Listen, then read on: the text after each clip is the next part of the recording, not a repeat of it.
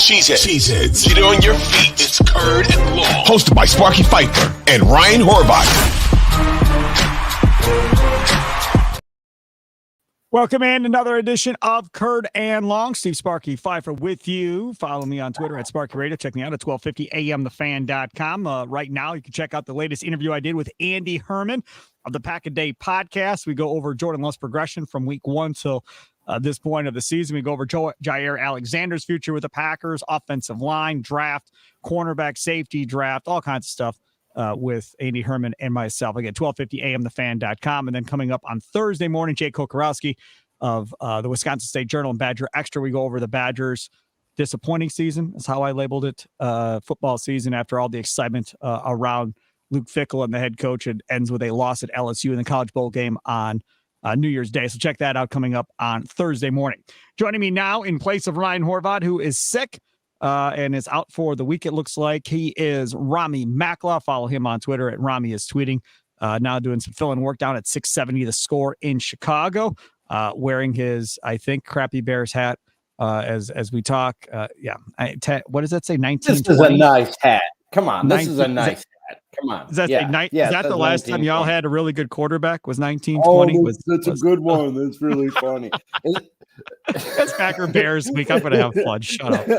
And so Ramie Makhlouf is here. Remember Robbie from his days on 1250 AM, the Fan back in the day, doing the afternoon. Is Horvath really sick? Because he told me, I saw him tweet the other day, I forget which college football game it was, that if a wager he laid down hit, that he was retiring. So is he sick, or has he just rode off into the sunset with his winning? I saw that he was not on BetMGM tonight, his weeknight show with Tristan Crick and Nick Ashew yesterday. So I texted him. I said, "Hey, are you okay?" And he said he has the flu, as apparently does I think Nick Ashew does as well. So yeah, I think he's sick again, but he's been sick a lot lately, him and his family. So he does seem to get sick a lot. Hopefully he feels better and gets better because the flu sucks. Okay, Ramie Makhlouf, let's talk Packer Bear Week. I figured nobody else better to talk Packer Bear Week with than you for a couple of different reasons, right? The first reason, obviously, is because you can give me the Bears perspective. The second reason is I know you're also watching the Packers still. So you have a good idea of kind of what Jordan Love is looking like to this point and how he has progressed and how the team has progressed. So what were your thoughts, I guess, on Jordan Love prior to the season starting? And then kind of how your maybe viewpoints has changed throughout the course of the year, having watched him every week. I was pretty confident in Jordan Love, actually. I think more than most people, because, and not necessarily because of Jordan Love, but because I think quarterbacks are largely a product of their environment. Not that just anybody can do it, but I think that you need good coaching, you need good players around you, you need a good organization, good culture to develop and grow, and the Packers seem to have the formula. It was just a question of, did Jordan Love at least have the bare minimum level of talent and tools and skills to use that to his advantage and to succeed at the NFL level? And we found out that yes, indeed, he does, and he has a very good system and organization to grow in, and I think that they've done a great job with him, and he's done a great job of learning from Aaron Rodgers over the 3 years that he sat and watched him, and from Matt LaFleur, and just being a beneficiary of being in a good spot, in a good environment, and he's taking advantage of it. It's interesting. I saw, and I don't watch his show. I don't watch any of those shows in the morning, but I saw somebody tweet a video of Colin Cowherd. I think it was from yesterday, maybe, or Monday. I don't know. And Cowherd was making the point that, obviously he was wrong on Jordan Love, and Jordan Love is really good.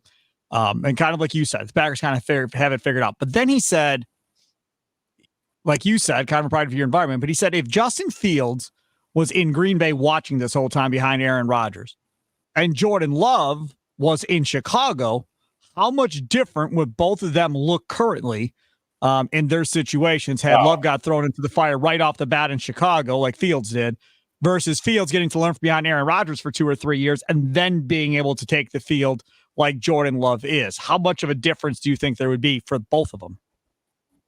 Yeah, I've had the same thought, and Jordan Love would have been out of the NFL by now. if he was playing for the Chicago Bears,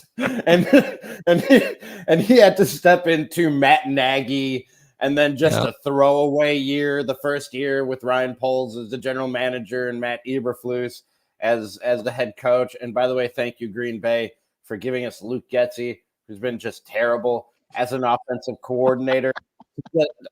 Yeah, man. The Bears break quarterbacks. And the Packers make quarterbacks. Justin Fields would be an MVP candidate right now if he started his career with the Green Bay Packers. He would be an MVP candidate right now. I promise you that. I can't promise you that. There's no way to prove it, but I think that's the case. You like my Bucks mug? Yeah, very nice Milwaukee Bucks mug, yes. This is the same thing I said going back to Aaron Rodgers, right? If you go back to that Aaron Rodgers, Alex Young draft, where Rodgers fell and Alex Young went one to the Niners to Mike Nolan, and Mike McCarthy took him over Rodgers, and Rodgers was bitter about it forever. I don't think Rodgers is a Hall of Fame quarterback. I don't think Rodgers is a starter past 3 or 4 years in the NFL, because if you remember, that first year McCarthy was with Nolan, but then McCarthy left to go to Green Bay, and Nolan went through different offensive coordinators every year after that. I think Alex Smith had a different offensive coordinator for like his first 5 or 6 years in the league or something stupid like that. Never had any consistency whatsoever with what he was playing with. Rodgers was not ready to play in the National Football League when he was drafted in the first round. It took a couple of years to get him up to where they wanted him to be to play him. Alex Smith would have been the beneficiary of getting to sit behind and wait. Now, is Rodgers a more talented quarterback than Alex Smith? Yes, no question. But he wasn't ready at that point, coming from that offense and Jeff Tedford, who put guys in the NFL regularly and watched them absolutely flame out in the NFL. Guys like Achilles Smith and some of those other guys. I think the same thing could be applied there too, where if it would have been reversed, maybe Alex Smith has the long and prosperous career. And he did have a long career until that injury happened or whatever, but probably would have been better off. And then maybe even Aaron Rodgers would have been had he been stuck in San Francisco. Yeah, I say this all the time, Sparky. And look, man, I'm when I say that Jordan Love would be out of the league, that's not a shot at Jordan Love. I don't think any quarterback would succeed and develop and blossom in Chicago. And with what the Bears have done to Justin Fields in the situation that they've put him in, you need the right situation. And there isn't just one right situation. I don't know if Aaron Rodgers wouldn't have lasted in the league if he didn't land where he landed. But yeah, man, you need the right people around you to succeed as a quarterback in the NFL. People think they just fall from the sky, that great quarterbacks just fall from the sky and are destined to be great and win in the NFL. The example I always use is, and Sparky, you know this because you were with me that night, I wanted the Bears to draft Patrick Mahomes. You did. When they took Mitch Trubisky. And not a lot of people were talking about Patrick Mahomes, but I was high on the dude coming out in the draft, and I wanted the Bears to take him. But in hindsight, if the Bears took him and he had 1 year under John Fox where they were going to allegedly sit him behind Mike Glennon and then give him Matt Nagy and Devin Hester, I don't even remember who was his number one receiver for his first year in the league, Patrick Mahomes would have been broken by now. And quite frankly, I'm glad they didn't take Patrick Mahomes because I like watching Patrick Mahomes play football. And it would have been strictly a source of frustration and anger if the Bears took him and broke him the way that I know that they would have. And Mitchell Trubisky wouldn't have been Patrick Mahomes in Kansas City, but he would have been better than what he ended up being with the Bears. Like you need the right situation to fully get everything out of a guy in terms of potential in the NFL. And the Bears have consistently not done that with their quarterbacks, and they haven't done it with Justin Fields to this point. And it's a miracle he's done what he's done, given what they've done to him and what they've given him to work with for the majority of his time as a quarterback. I saw that stat going around where Jordan Love's passing numbers are better than any quarterback in Bears history, doing it in his first year as a starter in Green Bay. But a lot of that, Ryan Horvath isn't the biggest Gutekunst fan in the whole wide world, as we all know. But hey, man, you got to give him credit where credit's due. I mean, like Ted Thompson knew kind of how to draft wide receivers. Brian Gutekunst clearly knows what the hell he's doing at the wide receiver position. These two tight ends, Kraft and Musgrave, may be the Gronk and Hernandez as far as the dual tight end threat. We haven't really seen anybody with a dual tight end threat outside of New England. for quite some time. And if both of them pan out to go along with the wide receivers and they can find a running back besides Aaron Jones, this offense could be dangerous for a number of years to come. And again, durability is going to be a thing because Christian Watson can't stay healthy. But for the most part, I think if I'm in the NFC North looking at this young offense and how this is lining up, I'm not too excited to have to play the Packers twice a year at this point. Yeah, I've always been a fan of Brian Gutekunst, and I would give him a hard time about the way that they handled the Aaron Rodgers situation, Sparky, but that was more of a personality and working with people issue more than it was a talent evaluation issue. I've thought he's done a very good job from day one of stacking this roster with talent and keeping the salary cap to a point where you're not kicking the can down the road. And you have to, well, they did do that to an extent with Aaron Rodgers, but you were sort of backed into that corner by the way that they handled the Aaron Rodgers situation. But yeah, I think he's done a really good job of maintaining this roster and keeping them in a position where they don't have to suck for 2 or 3 years before they can be good again. It's really, man, in Jordan Love's first year, to win as many games as they've won and to be in the position that they're in heading into week 18, I don't know how you're anything but happy with that as a Packers fan, that there's meaningful football in January and a pretty damn good chance to go to the playoffs with a first-year quarterback starting. Man, they've done a really, really good job after botching a lot of it of sort of passing the baton from Rodgers to Love and keeping this thing on the tracks in the process. And everybody questioned, how good is Matt LaFleur? Because that's what they did with McCarthy. Well, he had Brad and he had Rodgers. How really good is he? We'll find out in Dallas. Okay, well, now Matt LaFleur doesn't have Rodgers. He has the youngest offense in the National Football League, a first-year starter.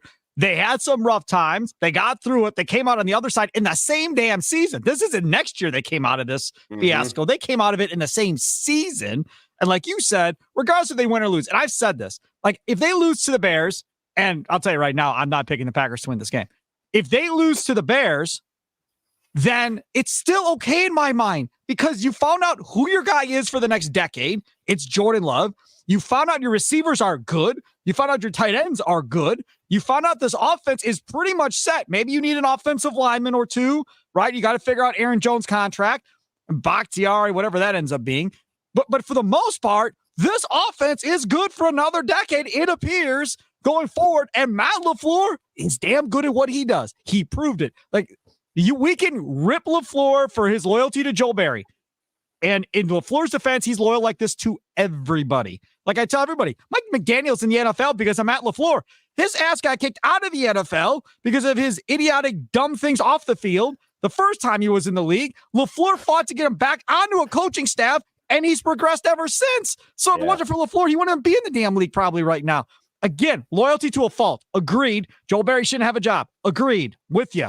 But from an offensive standpoint, putting together game plans and doing this stuff and growing young guys at the same time together, hey, man, I don't know how you can't be happy with this. Even though they don't have Luke Getsy, they figured it out, Ramie.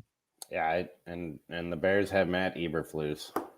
He's a good coach, man. He's a good defensive coach. Don't do that. He's a good defensive coach, man. I don't know if he's a head coach, but he's a good defensive coach. That defense has gotten better as the year has went on. You can't argue that. Sure. Yeah, the defense has got. He's not a good head coach. He might be a very good defensive coordinator. Yeah. The fact he's more safe than Justin Fields really bothers me. There's no reason he should be more safe and secure in his job and his position than Justin Fields. No reason at all for that to be the case. We talked about this before. If Eberflus was staying, I thought Justin Fields was staying. If Eberflus was getting fired, I thought they were bringing a new head coach in with a new quarterback, and they were going to trade Justin Fields. But I would understand that. This Jeremy Fowler report yesterday from ESPN saying, hey, man, they can get a 2 for Fields, or they can get a king's ransom for 1 more than what they got from Carolina last year because everybody wants Caleb May or Drake May more than they wanted anybody last year. Tells me now maybe I'm wrong. Maybe Fields will be the quarterback, and maybe they will trade 1 for a king's ransom for the second year in a row and hope that Fields works out. My thing on when I did those shifts on 670 The Score last week, Sparky, was if if the Bears aren't going to do it right, as I've been saying, like you need to do it right and give a guy the right environment to grow and succeed in. If they're not going to do it right with Caleb Williams or anybody else, it won't matter that you made a change at quarterback. That guy will run into the same thing that Fields ran into, that Trubisky ran into, that Jay Cutler ran into, that every quarterback has been running into my entire life, which is the Bears break quarterbacks. They don't know what to do with them. So if you're not going to do it right, it won't matter. And if you are going to do it right for once with Justin Fields and really actually find out what you have in this guy. I'm not saying I'm 100% sold on him. There's a chance I'm wrong, and he'll never be a high-level quarterback at this level. But we can't answer that question because to this point, they haven't given him the opportunity to really do that. If you're going to do it right, if you're going to get a competent offensive coordinator, if you're going to put weapons all around him, not just DJ Moore and Cole Kmet, who seems to be blossoming into something, but put weapons all around him and give him a real chance to succeed, do it with Justin Fields. And if it doesn't work, then you move on. But they haven't done it right to this point. And if you're not going to do it right, it won't matter who's at quarterback. This is kind of my thing. And you guys can be mad about Lou Getsy all you want. And I don't have any inside knowledge. But my thought on Getsy is this. I don't think Getsy thought that Justin Fields either was capable of reading a defense or whatever the case may be, and was being super conservative early, trying to kind of milk this along to get him to be where he wants to be before he opened it up. And you can say the exact same thing about Matt LaFleur and the Packers offense. When they were going through that funk and he was super conservative and everybody was getting pissed off at him, he didn't open it up until after that Steelers game. Because in that Steelers game, and we talked about it at Curtin Long, because I remember telling Ryan, they lost, but man, there's a lot to like. Like you can see this offense starting to click a little bit. And then after that Steelers game, it's when LaFleur decided, okay, I can open it up. Like everybody's finally on the same page. We're kind of all going in the same direction. Now I'm going to open up this offense a little bit and see if they can handle it. And they can. And now we've kind of taken off. And I think to a certain degree, Getsy's trying to get him to be a true pocket quarterback that can read defenses, make all the throws, do all that stuff. And I think what has to happen is he needs to throw his hands up and say, to hell with it. Look, here are your first two reads. If they're not open, run. Like, that's it. And if you get hurt, you get hurt. But that's what we're going to do. Here's your first read. Here's your second read. If they're not open, go. I think that's how you win in Chicago. You can't have him drop back and think he's Peyton Manning and he's going to make all the right reads, all the right checks, and do all this stuff because he's 3 years in and he hasn't done that to this point. They're different quarterbacks, Jordan Love and Justin Fields. Their profiles, their strengths, their weaknesses. Yeah. They're different quarterbacks. So what I'm about to say is done differently on a case-by-case basis, and would be done differently with Jordan Fields as it would be with Jordan Love as it would be with Justin Fields, which is call a game to your quarterback strengths on game day, and during the week, try to coach out the flaws. Agreed. That's a great thing. That's something that Matt LaFleur seemingly has done a great job with Jordan Love. I haven't seen that with Justin Fields, either of those things. I haven't seen him, and Justin Fields has to share some of the blame for this. I haven't seen a lot of the weaknesses coached out of him, the flaws coached out of him, and I don't see on game day after the first 15 scripted plays, I don't see a game plan that's called to his strengths. And that's on Luke Getsy. That's on Luke Getsy 100%. And on Eberflus for letting him do it. A coach at some point has to step in and say, what are we doing? This is not working. And it clearly has not been working for the Bears offense for the most part. All right, let's take a quick time. I'll come back on the other side here on Kurt and timeouts on this thing. What? We take timeouts on this thing? Yeah, man. I got to put ads and commercials in. So they asked me to go to break like you would a radio show. Then I insert the spots in when you go back and listen to the podcast versus doing a podcast with no breaks and then trying to jam commercials in between two people having a conversation or whatever. It flows better this way. Is there a clock for me to mess up like I do when we're on the radio? Okay. So not at all. No. All right, so coming up next year on Curtin Long, I want to get into Ramie's thoughts as far as how he thinks the Bears can possibly win this football game, if they're going to win this football game at Lambeau Field coming up on Sunday afternoon. The second game on the slate, 325 kick on Sunday. Don't forget Curtin Long. Download on your Odyssey app, wherever you download your favorite podcast at, streaming live on the Odyssey Sports YouTube page. As always, you can always go back there and watch it later if you'd like. Like, subscribe, follow, hit the bell for notifications, all that fun stuff. Back after this on Curtin Long.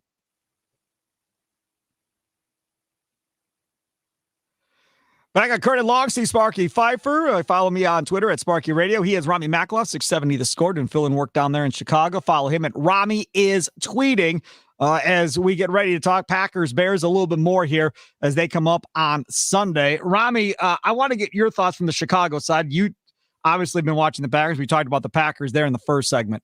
Okay, so from their side of things, the Bears side of things, how do they win this football game against the Packers? Like, what are, I don't know, 1 or 2 or 3 things that need to happen in order for them to figure out how to win this game and upset Packer fans' dreams of making the playoffs? I think you got to run the ball well and control the clock and try and keep this thing low scoring, because while we've seen some flashes from Justin Fields and the offense, and you saw it last week against Atlanta, that was the best game he's had and I don't know how long. And I was so glad to see it, because he's either winning the job or he's making it real hard for the Bears to move on if they do move on after this year. But for the most part, this isn't an offense that can consistently score more than 24 points. Sparky, that seems to be sort of their ceiling. If they score 28, it's a really good week for that offense. So I think mucking it up, running the ball real well, controlling the time of possession is what this offense has to do, and try and keep it a low-scoring, ugly football game. I haven't seen the weather forecast for Sunday yet. I don't know if the weather will be conducive to that. And on defense, just keep doing what they've been doing since they got Montez Sweat. They've been the best team in the league against the run since they brought him in, and Matt Eberflus has taken over this defense. And Montez Sweat has sort of changed the pass rush completely, because when he's not terrorizing quarterbacks, he's taking a lot of attention and giving other guys a chance to terrorize quarterbacks. And you've really seen a young secondary for that Bears team sort of grow and blossom, which you will see when a pass rush happens, because it's a game of seconds, of fractions of a second. And a good pass rush means a cornerback has to cover a receiver for that much less time out there. And you've seen those guys really make plays and take advantage of it. So I think that if they can keep it a low-scoring game, get after Jordan Love a little bit, continue to stifle the run, that's how this Bears team wins this game on Sunday. I looked at the forecast on AccuWeather, high of 34. We got 44% chance of week 18 in Bears and Packers. Give me 44% chance of precipitation, but it's a morning flurry. Otherwise, cloudy the rest of the day. So you're not going to get snow during the game. Winds at about 8 miles an hour. So not too bad. Low of 26. So it's not bad. It'll be fine weather to throw in or whatever you'd like to do in that weather. I will say this from the Bears standpoint. My fear of how the Packers lose this game is Justin Fields runs for like $125. That's my concern as far as how they lose this game. And I'm not as concerned about DJ Moore. And the only reason I'm not has nothing to do with how good I think he is, because I think he's a stud. So that's not it. But they showed against Minnesota, they literally were able to kind of take Justin Jefferson out of the game without Jair Alexander, without Eric Stokes, and were able to do it. They were able to beat Kansas City and these other teams without Jair Alexander, without Eric Stokes, with these other guys, by simply scheming, safety on top, cornerback underneath, and kind of taking wide receivers out. So if they're going to be able to take DJ Moore out and limit him, that means Justin Fields, only way he's probably beating you, in my opinion, is he's going to have to beat you with his legs, right? So you're going to have Quay Walker as a spy probably in the middle, making sure that he doesn't get out and run away. Not that Quay Walker's going to keep up with him, but he's the fastest linebacker they have. So that's going to be your spy. And then, like you said, then it's running the football. And can you keep them in front of you and not turn into a San Francisco situation where they run all over you? The defensive line for the Packers played so much better against Minnesota this last week as far as being able to get pressure. They were blitzing more this last week than they have under Joe Barry recently. Will they blitz Justin Fields, or will they be scared off about him getting out and running if they blitz him? That is going to be something else. I think there's a good chance they don't blitz anybody. They rush 4, keep everybody back, and make him try and pick them apart all the way down the field. Because if you're playing zone, now all eyes are on Justin Fields. He ain't running anywhere. But you're going to have to make your throws, and if you're errant, it's going to be interception, and the Packers get the ball back. My guess would be that's how they're going to play this. They're going to play a lot of zone, not going to blitz anybody, only bring 4, and make Justin Fields throw 3- and 5-yard dunk passes all the way down the field in order for the Bears to score. Is Jair Alexander playing, or did he do something else hilarious to get himself suspended? I believe Jair Alexander will play. Yes. Okay. All right. Okay. Well, but he hasn't been playing well. I mean, I don't really know how much of a benefit it truly is, to be honest with you, at this point, because he's so banged up and so hurt that he shouldn't be out there, to be honest with you. He's not healthy enough to be out there. And to be honest, watching Stokes, I don't know how healthy he really is because he doesn't look nearly as quick as he was a couple of years ago. And maybe that's because of all the injuries and he's got the hamstring thing that he's been battling. And he's not going to play because they put him on the IR. So Stokes is out. So there's no way he's playing. So it's really just Jair is the only really kind of question here if he's going to play. And I think he will play. I think he wants to play in this game because it's playoff or bust for this Green Bay Packers football team at this point.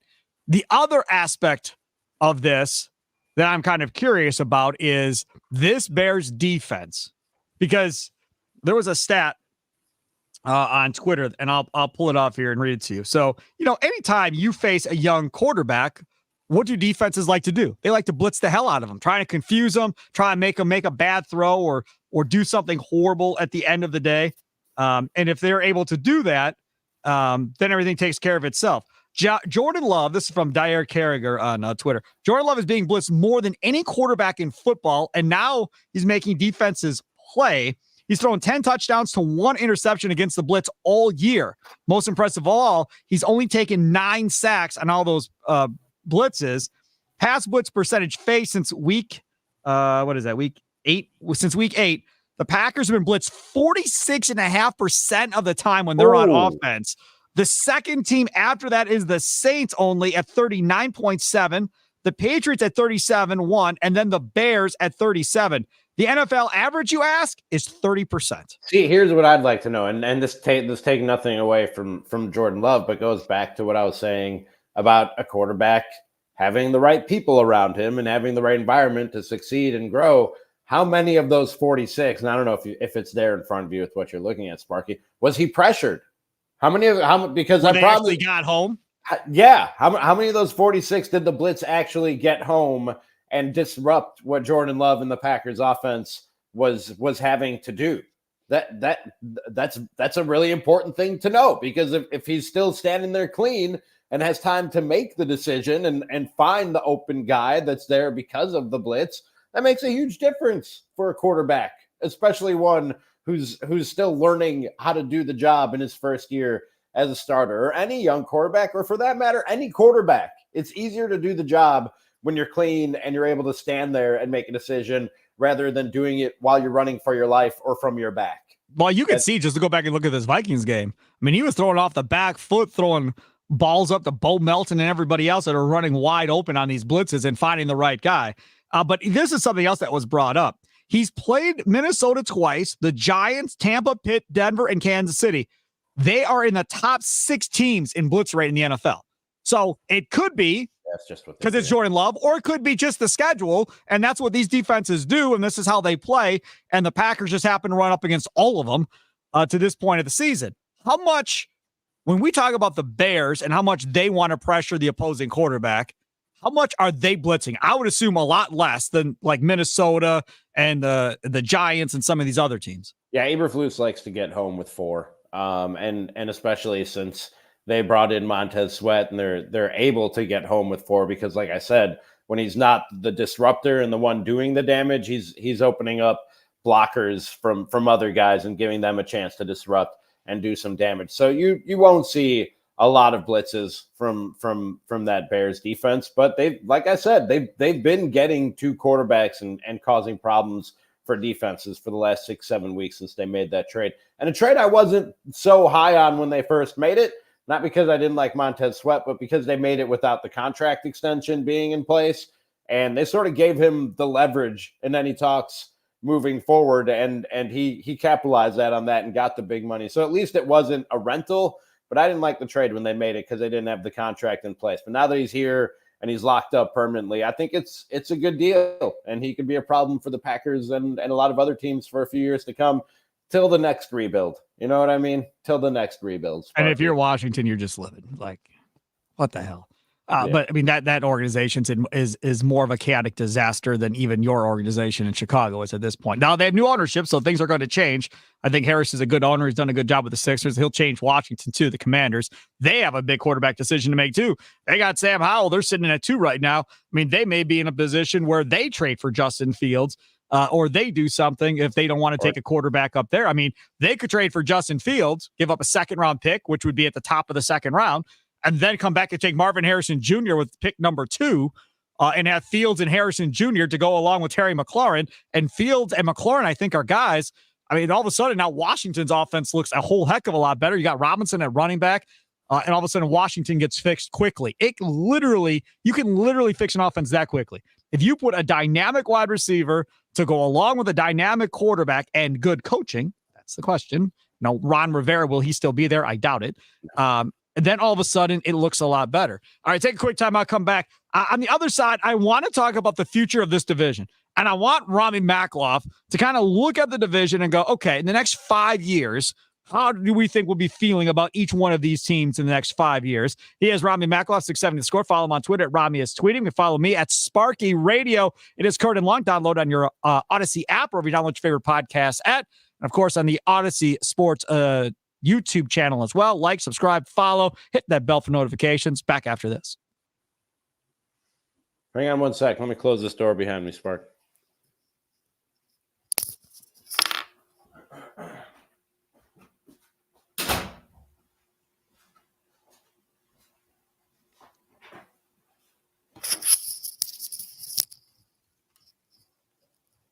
Back on Kurt and Long, Steve Sparky Fifer, along with Ramie Makhlouf. You can follow me on social media at Sparky Radio on Twitter. You can follow him at Ramie is tweeting. Check out my latest interview with Andy Herman of the Pack a Day podcast up at 12:50 a.m. thefan.com. We'll have Jake Kokorowski talking Badger football from Badger Extra in the Wisconsin State Journal. That interview will be up on Thursday morning. And, of course, we'll be doing another one of these Kurt and Long podcasts coming up on Friday. Monday, Wednesday, and Fridays. These drop by 5 p.m. Central each one of those days. Tell your friends, tell your family members, tell everybody you see in a grocery store that has a Packer shirt on. Listen to Kurt and Long. You'll like it. All right, Ramie Makhlouf, let's look at this 5 years from now, right? So 2029, 2028, whatever you want to say. How is this division going to look? What are we going to be talking about, in your opinion, as far as how this all sets up? Pick whatever team you want to start with, but let's talk kind of like about all 4 teams in the division. Work your way from the bottom up. So start with the Bears. Shut up. What? You said start from the bottom up. That's all the Bears. The Bears are they not? Is that? Oh, I thought you were taking a shot. No, I was just laughing. Go ahead. I don't know, man. I don't know. Because I really could see this going, Sparky, and this road really depresses me, but I really could see this going in a direction where they trade Justin Fields this offseason. They draft the rookie quarterback. The rookie quarterback struggles next year.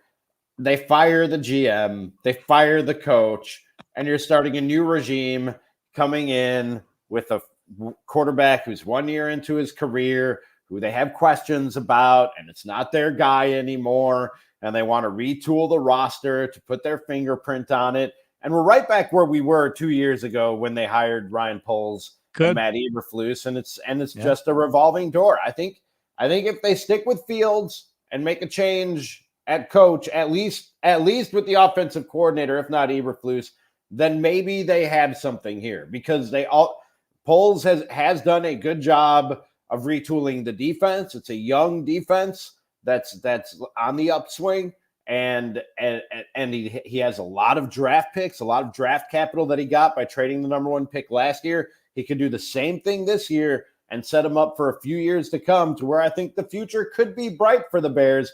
But I think that if they trade Fields and start over again at quarterback, then 5 years from now, I don't know. I don't see them being a threat, and just see the revolving door that we've seen with this Bears organization continue to swing around and around and around. I think it really hinges on that decision and what they do at quarterback this offseason. All right, so that you have the Bears last. I'm not going to say that I'm going to have the Bears last. I'm going to have the Vikings last in this division in 5 years. They do not have a plan for post Kirk Cousins. And it is a very alarming and scary thing. And you're playing with Kirk Cousins, not to win a Super Bowl, but just to hang around to be a borderline playoff team every year. You're not going anywhere.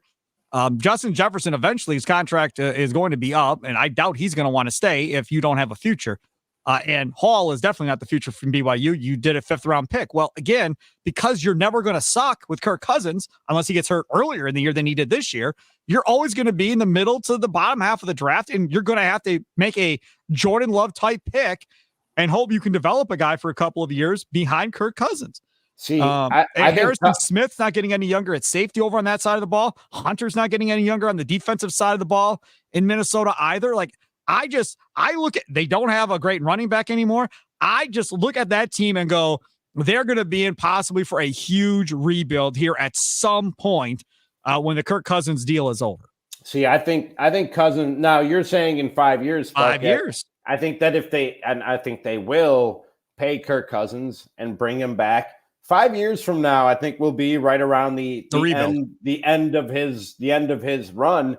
And while I don't think Kirk Cousins is a great quarterback by any means, I think in the system that he's playing in now with Kevin O'Connell and coming off the Sean McVay tree, I mean, Brock Purdy is in the MVP conversation right now, man. You know what I mean? And I think that if he already has Justin Jefferson and I like some of the other young wide receivers that they have on that roster right now, if you can get a really good defense in Minnesota, I think that's a team that can do more than just be a playoff team. I think they could be a contender with Kirk Cousins as their quarterback. But if you're saying 5 years from now, that's what we're saying.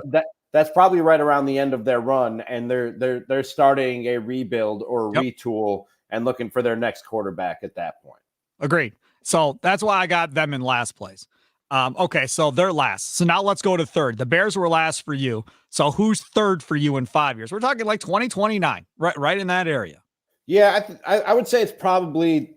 I just talked about the Vikings. I'd say I probably have them at third after the Bears in 5 years from now in our NFC North power rankings.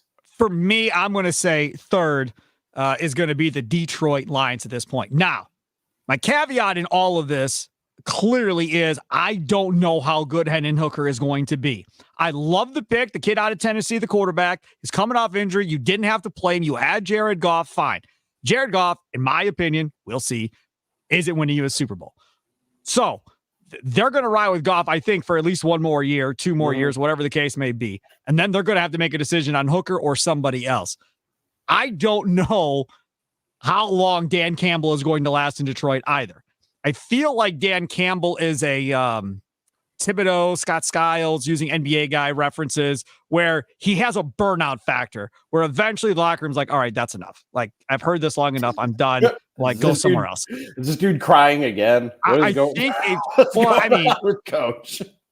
He was just on, what was it, the Ticket in Detroit or whatever. Yeah. And they had him on talking about that idiotic 2-point conversion try from the 7. And he was going at the host like, no, say what you want to say, man. We're on the radio. Say what you want to say. And the guy called it reckless. And he was right. It was reckless and stupid. But that's who this dude is. He's going to roll the dice. He's going to gamble. Like I said, I just don't think in 5 years he's still the coach. I think they're going to go through what they do in Detroit and screw something up. And they fall back, I think, to third, and maybe they're still trying to retool and see what that whole thing looks like. So they're my third team. Second team, I'm going to say are the Chicago Bears in second place. And the reason why I say they're going to be in second place, and let's see if Swami is right on this one. I think this is how it's going to go. They're going to trade Fields for a second. Maybe to Atlanta. That seems to make a lot of sense to me because the Falcons are in desperate need of a quarterback. They got everything else kind of there. Defense got better. They've got Drake London. They've got Pitts. They got Bijan. They have an idiot coach. But other than that, they've got the pieces on offense. So Fields seems to me to make sense in Atlanta. So you get the second round pick there. Then you know what I think is going to happen? I think Ryan Poles is going to say, you know what? I don't want to make the decision between Drake May and Caleb Williams. I'm good with either. But I got all these teams that want to come up here to 1. Washington, let's talk about making a deal 1 for 2. I think he's going to get another second or whatever the case may be. He's going to slide down to 2, let Washington make the pick, kind of like the Manning Leaf here. They're going to let Washington make the pick of who they want, and Poles is going to take the other one while accumulating more picks at that point. and he's going to take whoever is left between those two quarterbacks. Then I'm not done. I've got a grand plan. Then I think what happens is, then I think Chicago, with their pick, comes screaming back up to get 3, kind of like the Texans did last year, because they're going to have all these extra picks. They're going to come screaming back up to 3, and they're going to take Marvin Harrison Jr. So they're going to come out of this draft with Williams or May plus Marvin Harrison Jr. to go along with DJ Moore, and away go the Chicago Bears, and their future is bright. That's how I think this plays out when this is all said and done. And as a Packer fan, I hope I'm dead wrong. I hope they screw it up. But it's all right there for them not to screw this up. I don't like your plan even a little bit. You're starting all over again at the quarterback position, and I don't want to do that right now, and I don't think that they need to do that right now. And they'll just do with – and if they move on from Justin Fields, it just means they haven't learned their lesson about what they're doing to quarterbacks. And they're going to do the same thing with Caleb Williams or May or anybody else that they draft this year and be in the same position that they're in right now. And in 3 years from now, wondering if they have their quarterback with a new GM and a new coach trying to figure the whole thing out. That would be the wrong path to take. And you're just giving the Bears as an organization too much credit that all that would work if they did do that. That's you all. I don't know if you do this to me just to like hurt me. You know what I mean? No. To set me up, just to set me up, to try and plant a seed of optimism so that it can come crashing down later. Like I tell people the story all the time about when the Bears traded for Jay Cutler, and at the time nobody knew what Aaron Rodgers was. And you coming, I was the producer at the time, and you coming over to the producer booth and going with a big smirk on your face. So how does it feel to have the best quarterback in the division, Ramie? And you know what? I was young and stupid and naive at the time. And I thought, I was like, yeah, that's pretty cool. But no, Sparky, I'm a grizzled veteran now. Do you see the gray? You see the gray in this beard right now? I'm a grizzled veteran. I know better than to have hopes and optimism about the Chicago Bears, and I'm not going to let you do it to me again. I'm not that fat, stupid kid that you were able to do that to so many years ago. I'm a grown man now, and I'm not going to do it. They're a dumb organization, and they'll find, just like you said about the Lions, man, they'll find a way to screw it up. The Bears will find a way to screw it up. But that means, so who's your second team in the division then? Because you have the Lions and Packers left. In 2029, who's in second place in our 5-year outlook here? It's probably the Lions. I think I'd have the Lions at second. And honestly, it could go either way between them and the Vikings. The Bears will be at the bottom, but it could go either way between them and the Vikings in terms of the 2 and the 3 slot. And all of these, Sparky, because it's the most valuable position in all of North American sports, the most important position in all of North American sports. It goes back to the quarterback question. And who is Jared Goff good enough to win? And if not, do they stick with him? Who's the next guy? You said they have a guy from Tennessee that they drafted. Hendon Hooker. I don't know a lot. I don't know a lot about the young man. Maybe he is the next guy. But so much of this hinges on the quarterback position. And all of these teams, I mean, I think the Packers know what they're doing, at least going into next year. With Jordan Love, he's done enough that they're sold on him for going into next year. But with the Lions, the Bears, and the Vikings, oh my, you have quarterback questions with all 3 of those franchises moving forward that they're going to have to answer, if not this offseason, then in the following offseason. And that'll largely decide which direction and where all those franchises go, because it's the quarterback and it's that important. So then we agree the Packers are 1 probably in 5 years. Yeah, because they have that question answered. They seem to have that question answered again. And how long have I been telling you, Sparky, that if they have 3 back-to-back Hall of Fame quarterbacks, that I quit football? You're done. I just quit football. I'm not done being a Bears fan. I don't know if he's a Hall of Famer, but I will say this: he doesn't suck. And I said that at the beginning of the year to Jeff Rieger when we talked, and I said, "I'll tell you this much, Rieger, they may not beat the Lions this game, and that may not happen." I'm like, "But this dude does not suck. You'll see." And in the middle of the year, I think people were like, "Nah, you're wrong. He does suck." But he doesn't, and he's good. And this offense is going to be explosive and a lot of fun to watch kind of going forward. All right, what's your prediction for the game? Pain for Bears fans. That's what it'll be. I know how this thing goes. So negative. It'll be, They it'll won be 5 out of 7 coming into this thing. I know, and that's what they do. They set us up to go, whoa, maybe. Nope, it's not. That's what they're gonna do. All right. And it'll be a fun game, it'll be a close game, and then there'll be some play that Jordan Love makes in the fourth quarter that goes down as like, oh, his moment. You know what I mean? It was Bears and Packers in week 17. Snow will probably be falling, even though you said it's not in the forecast, just because that makes it a little more magical on the highlight reel. You know what I mean? That's likely what's going to happen is some Jordan Love play in the fourth quarter to win the game and go to the playoffs and start another run of another great quarterback and make me hate football. Yeah.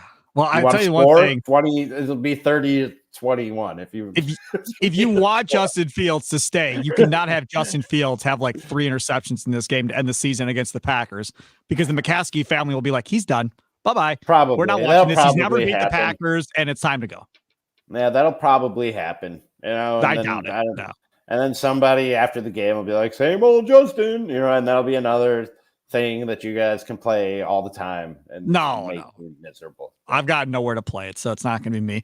He is Ramie Makhlouf. Follow him on Twitter at Ramie is tweeting. You can follow me at Sparky Radio.